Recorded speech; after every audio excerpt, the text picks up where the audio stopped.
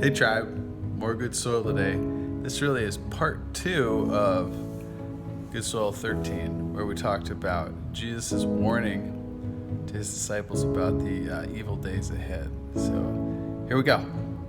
Chapter 13, 14 through 22. When you see the abomination that causes desolation standing where it does not belong, let the reader understand. Then let those who are in Judea flee to the mountains. Let no one on the roof of his house go down or enter the house or take anything out. Let no one in the field go back to get his cloak. How dreadful it will be in those days for pregnant women and nursing mothers. Pray that this will not take place in winter, because those will be days of distress, unequaled from the beginning, when God created the world, until now, and never to be equaled again. For if the Lord had not cut short those days, no one would survive. But for the sake of the elect, whom he has chosen, he has shortened them. At that time, if someone says to you, "Look, here is the Christ," or "Look, there he is," do not believe it, for false Christs and false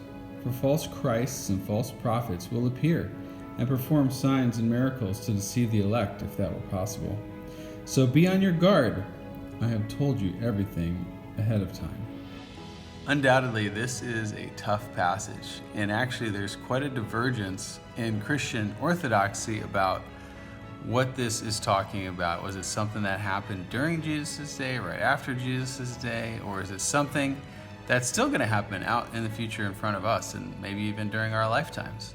So when I say it's wide divergence in Christian orthodoxy, all that means is Christians in different traditions believe different things about this passage, and whether it was, again, being fulfilled during the years around the time of Christ, maybe sometime there shortly thereafter, or still in our future.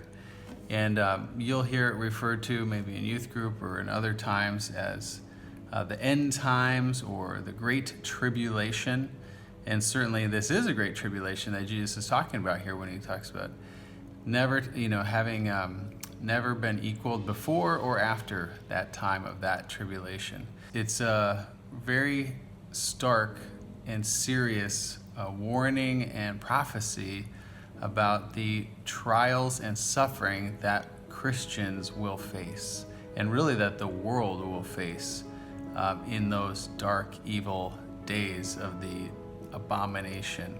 So again, a lot of debate about what that means. They're not going to really break that down in Good Soil. What I want to do is take a look at what can we see from Jesus in this message, this explanation to his disciples that can encourage us today in how we live. So let's look at just a few of those things.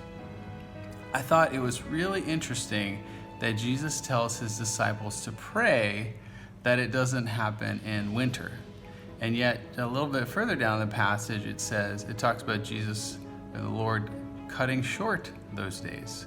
So on the one hand, he had set a certain amount of time that they would last and cut them short ahead of time. And then before that, he's saying we should pray about the timing, when it should start. So it's encouraging that he's telling them to pray in the face of oncoming suffering about timing. God incarnate wants us to pray when we're facing suffering. I think there can be a kind of a fatalistic sense in some believers, including us. I think sometimes we're like, well, it's God's just going to do what God's going to do, and don't need to pray about it because it's kind of his call and he'll do it and I'll just deal with it. Or there's nothing that my prayers are going to do anyway, so why pray? Well, right here it shows very clearly that Jesus himself, God incarnate, is asking us to pray about the timing for our own good, for our own sakes. So that's something we should do, and that's something, you can even think about the suffering of Corona and praying about the timing of that, engaging God about that. We should be seeking God for relief, for wisdom, for protection. So that's the first thing we see, is he wants us to pray in the face of suffering.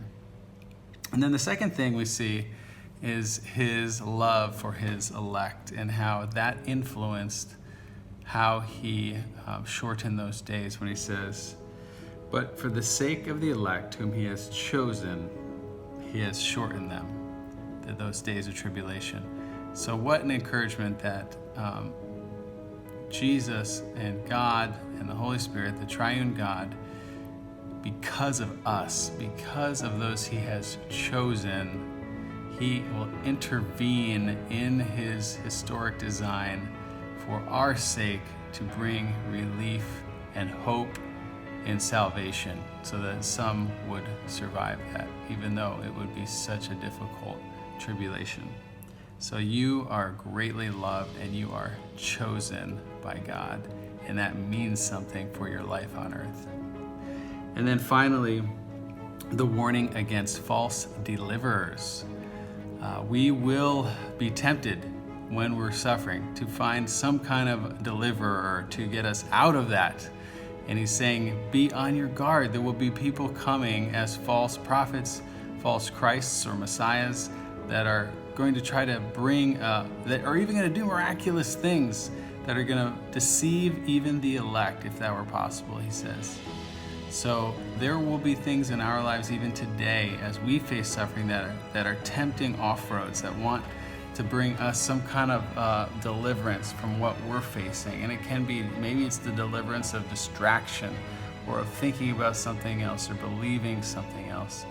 But know that that God is warning us that that's going to happen, that there will be false deliverers, and we need to guard ourselves against those. And he's told us all these things that are going to happen so we can take faith in him when we face those hard times. I love you guys.